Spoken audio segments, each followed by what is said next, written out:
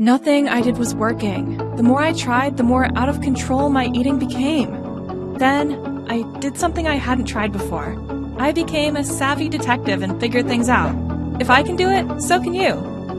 Find out more at solveyouroutofcontroleating.com. Hi, everyone. Welcome back to Solve Your Out of Control Eating, the podcast where we take real-life eating struggles and uncover hidden feelings driving them. I'm Michelle Holtzberger, clinical social worker. And I'm Vicki Todd, a child and adult psychoanalyst and an eating disorders specialist. Together, we're here to tackle some really tough and some really raw stories about eating and emotions. I've been working with individuals who have eating issues for over 30 years, and let me tell you, these struggles often happen when they're alone and they suffer in silence. Oh, that's such a big one, right? I mean, people are suffering, thinking they're all alone. And really, that's why we're here, to break the silence and to dive into these difficult subjects. Exactly. And today's topic, well, wow, it's really dramatic. We're talking about Beth, a woman whose husband is threatening to leave her because, in his words, she's too fat. Yeah, and I mean, there's more going on with him too. Oh my goodness. I mean, I think he's even cheating on her potentially. But if you're already fired up about this, stay with us. We invite you to hear Beth's brief therapy session, and then Vicki and I will stick around afterwards and debrief, uncover emotions, patterns, and what we can all learn from Beth's bravery. So here's Beth. My husband's threatening to leave me because I'm too fat. I'm so scared. He's all I have. Sounds scary. It is. My parents and I, well, we haven't gotten along in years. Not since I moved in with Rick. And I don't have many friends. They don't like him either. Guess I put all my eggs in one basket. But now he says I'm too fat. Says no man wants a wife bigger than he is. Hurtful words. Oh, trust me, there have been plenty more. He's been saying mean things for the last 3 years, even before we got married. It started out really good. When I first met him, he was so sweet and kind, attentive and generous. He told me I was the most beautiful woman he'd ever met. He was always buying me little gifts, flowers, scented candles, sexy lingerie. He even carved my name into a pumpkin and surrounded it with flowers for Halloween. Told me he couldn't stop thinking of me, missed me so much when I went on work trips, texted me all the time. But then everything changed. When was that? When I moved in, he started calling me a slob if I left one thing out, like my blow dryer or if I left my jacket on the kitchen chair.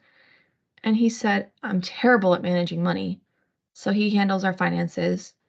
But the weird thing is that I used to be really good at managing money. He was the one in debt. I don't know. How confusing. Sounds like he went from being kind to, what shall we call it?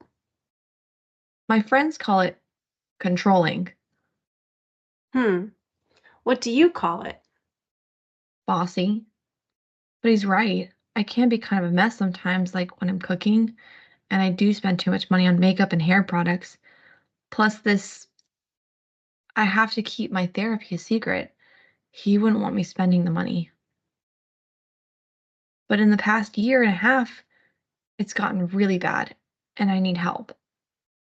Tell me. He's out every night with his work friends until well past midnight while I wait for him to come home. He doesn't even bother texting me. If I text him, he gets mad. Says I'm always checking up on him. Don't you trust me? Do you? Not really. He's always checking his phone, acting sneaky.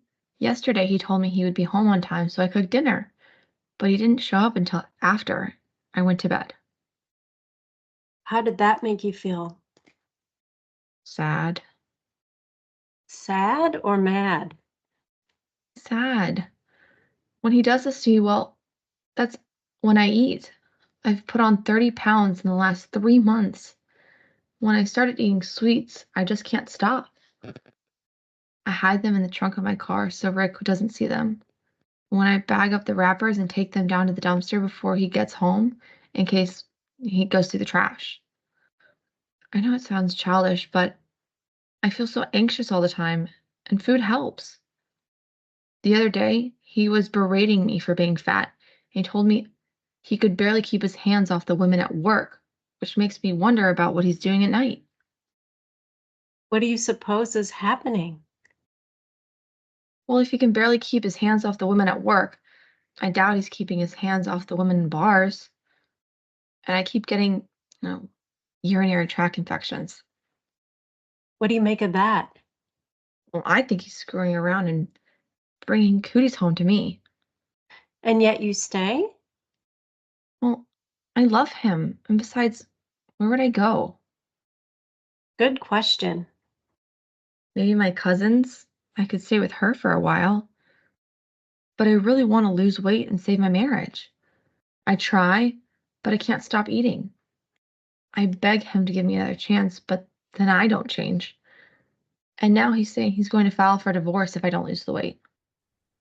All right, it's time to roll up our sleeves and dig in. This is where the magic happens. Let's figure out what's really driving Beth's binge eating, and let's try and figure out what's going on here, Vicky.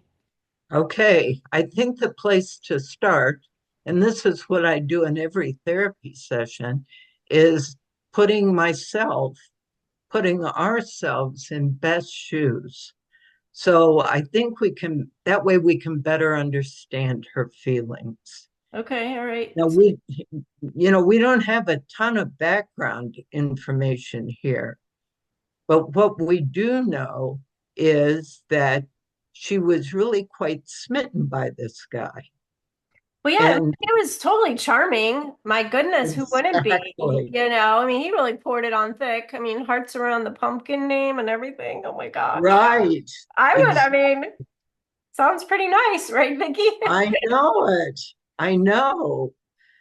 I thought to myself, she was smitten, and who wouldn't be? Right. I mean, he's kind, he's attentive, he's giving her presents, he's telling her how beautiful she is. I mean, he sounds like Prince Charming or something. Gold.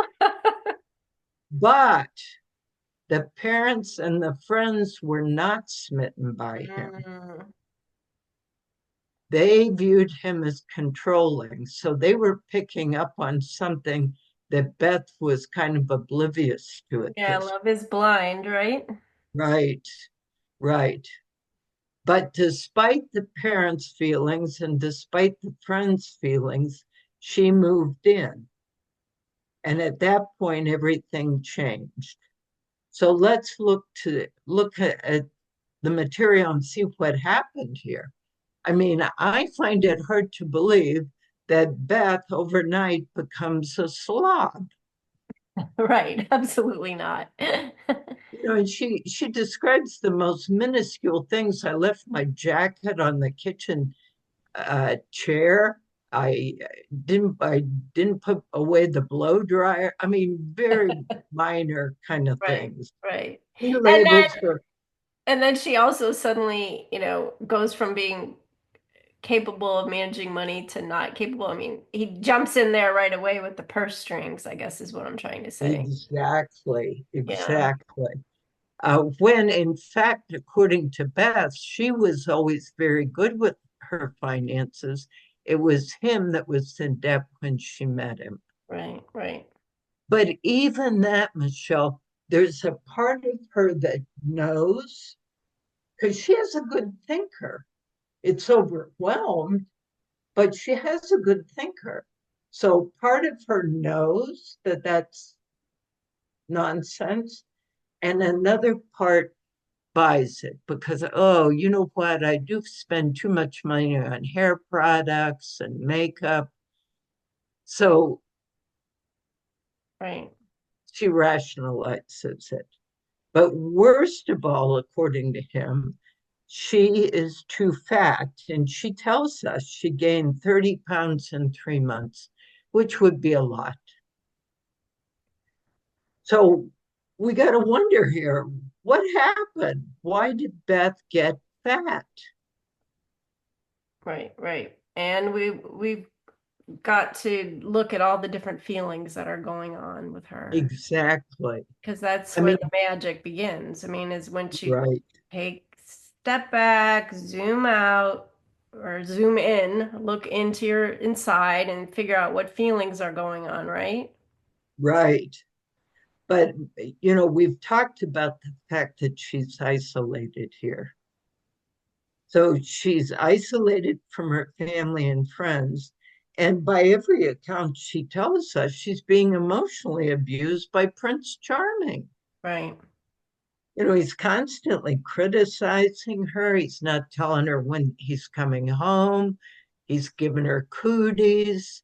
I mean, he's given her every indication that he's having maybe not just one affair, maybe multiple. Right. And Who why is she, well then, I guess the question is, why is she so scared that he's going to leave her when he's a loser? exactly? But before we go on to that, I think we need to realize that being isolated and being emotionally abused, no one is going to flourish in that environment. No one.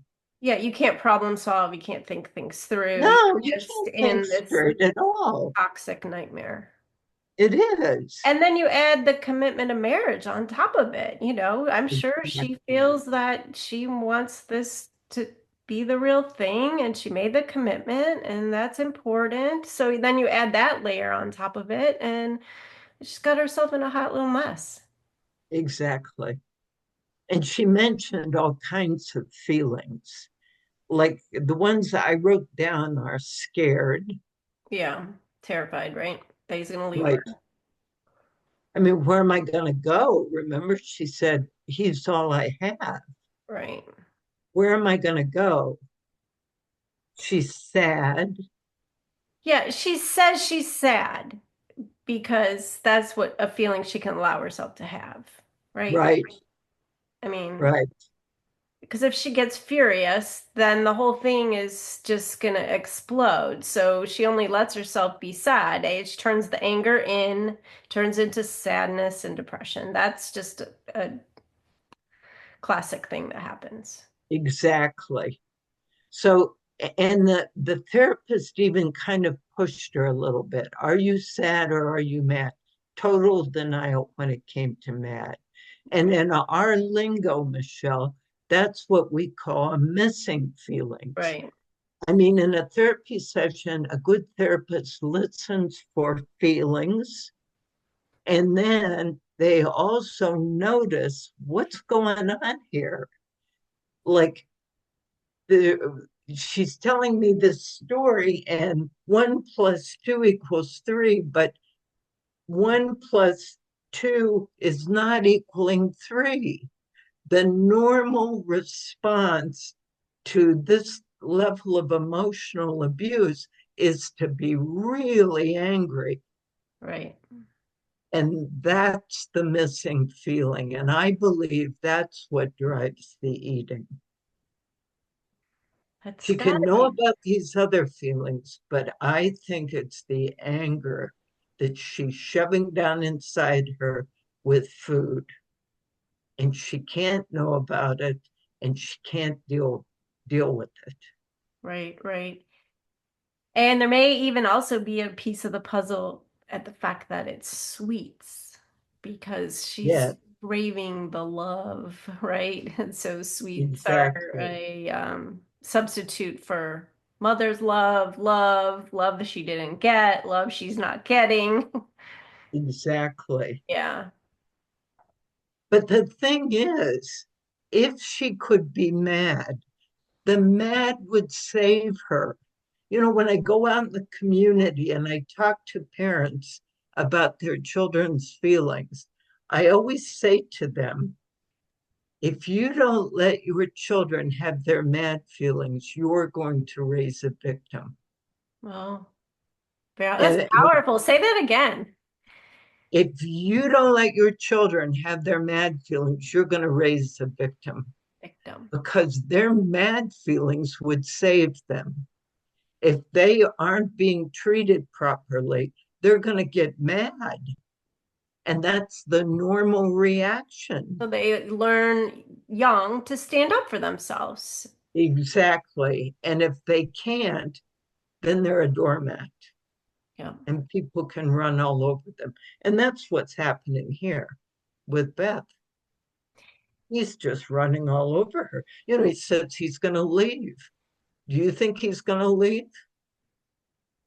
Well, I think he using her. I think he's using her financially. He's using her Right. for whatever persona this creates. I'm a married person. I have a wife. I have financial stability. He's got this scenario that he's created, right? Exactly. And why would he leave? He's got her and she's financially, we think, taking care of him. Plus, she's tolerating him running around and doing as he please. Right, So why would he leave? right. I think these are just threats to keep her again under control.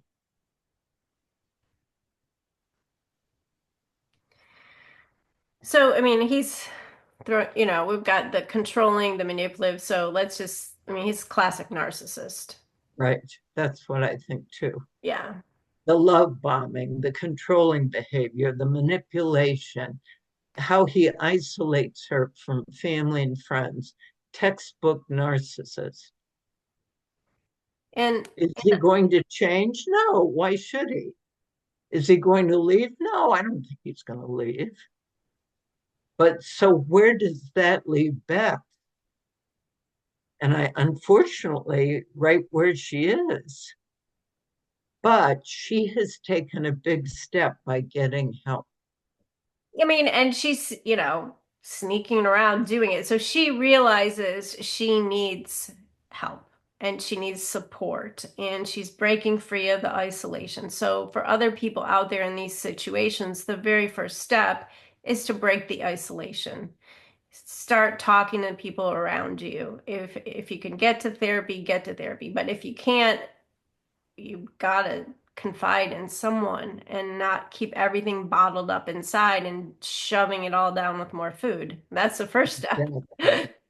Build bridges, Yeah, build healthy bridges, because this surely isn't one. right, right. I think that's sort of classic with these narcissistic relationships is people get so isolated and they get so trapped. And so it's a huge first step to take to build that bridge. Exactly. And she has no option except to sneak around at this point to do it. But so what? He sneaks around. Well, she needs it for so many reasons to do this. Right. So Right. once she starts being able to put words to her feelings and describing how angry she is, that's going to free her up to not have to be stuffing this food down every night. And that's sort of the point of this whole discussion is Beth's put on 30 pounds in 3 months. Holy cow, right? And she is wanting that to stop. And we're here to say, reach out to people, get those feelings out, start to get in touch with that anger. Don't let the anger scare you. And that's what's going to be the catalyst to change the eating. Right. Right. Vicki, we've got these in video form on our website, and there's some people who've written in with questions. Do you want to take a couple of those? Sure. Okay, all right. So I've got one here, like we were saying, why doesn't Beth just leave? If she knows Rick's abusive, what's stopping her? Well, Um, technically, that's called a trauma bond. See, we don't know anything about Beth's childhood. Something prepared her for him. I mean, if she had known healthy love relationships, I don't think she'd be with him right now. But a trauma bond exists between, we see it all the time in parent child. You know, if a child is being abused, they're very attached to their abuser. Same thing in marriages. They're very attached. It's a very complicated bond. And that's what it is. She has a trauma bond to this guy. And right now she emotionally cannot leave, but she's on the right track. Yeah. So, I mean, therapy is the right track for this. Right. Okay. Question number 2. Is Rick's behavior really narcissistic or just toxic? What's the difference? That's a great question. It's not Well, all I think, toxic behavior is narcissistic. So what, but I'll let you say about Rick. well, I think some toxic behavior can be situational. This is Rick is characterological. It's part of his character. It's who So he is. makes him a textbook case. Right. And again, how do we know that? The love bombing, the gaslighting, the isolating the partner, the undermining of her confidence. He checks every box on the narcissist checklist. Okay, that's the difference. Okay, last but not least, let's see. I've got one more here that says, I've been in a relationship like Beth's. How do I stop emotional eating when I feel so trapped? Well, we talked earlier about the connection between emotional eating and feeling trapped, first of all. Right. I mean, in the emotional eating, she's trying to soothe these emotions that just feel too hard to bear. Yes, they're unbearable. Yeah. And she's turning to food. It's always available. What else? I mean, really, what else does Beth have? At this point, she doesn't have anything. So she's turning to food. But the key to getting out of that cycle is to face your feelings. It's the only way.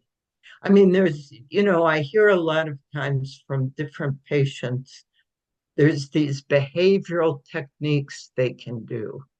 And I'm not saying that those are bad, but if Let you me don't, pause you. Behavioral techniques to control your eating, like do this, right, won't eat so much, or do that. Yeah, no, I mean those are all have their place, but I mean what this question is saying, okay, I am trapped and I'm emotional, I'm eating, I know I'm emotionally eating.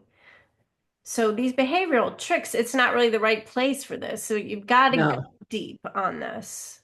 You got to right. look You've within. got, You can't be looking at your plate. You can't be looking in the mirror. You got to look inside we're on the scale. on the scale. Yeah. I recently had a patient say to me, she said, what should I do if, I get totally overwhelmed and I feel a binge coming on?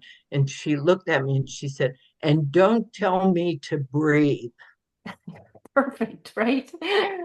And she was saying, and I said to her, because that would be ridiculous. And she said, yes. So the behavioral strategies will work after you've done the emotional work. Mm-hmm.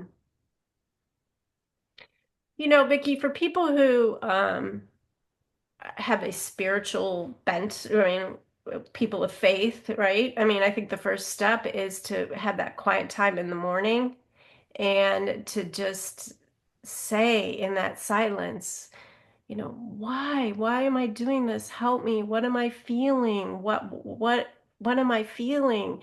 And God will answer that. He doesn't want you trapped. I feel like God will, that's what you can start writing things in your journal and start writing what's going on. And that's another open door to this healing process. Yes, and I'm so glad you brought up the spiritual side, Michelle, because I recently heard a speaker.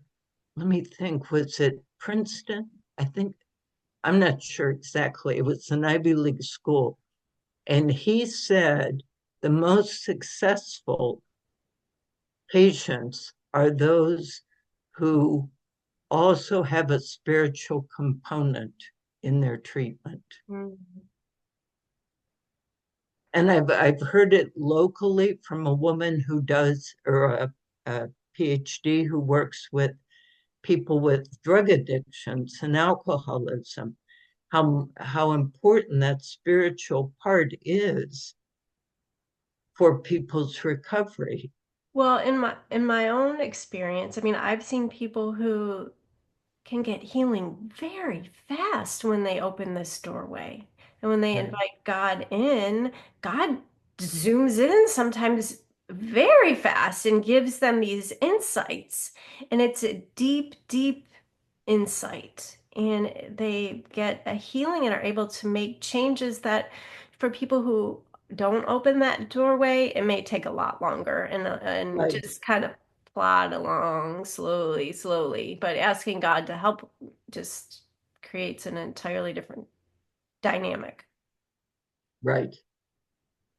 Okay, well, I think we've had a lot of helpful insights into Beth, and we'll close out today's episode. Thank you for joining us on this journey of, uncovering these hidden feelings. And there'll be more touching stories and therapy sessions like this to come. So until next time, take care.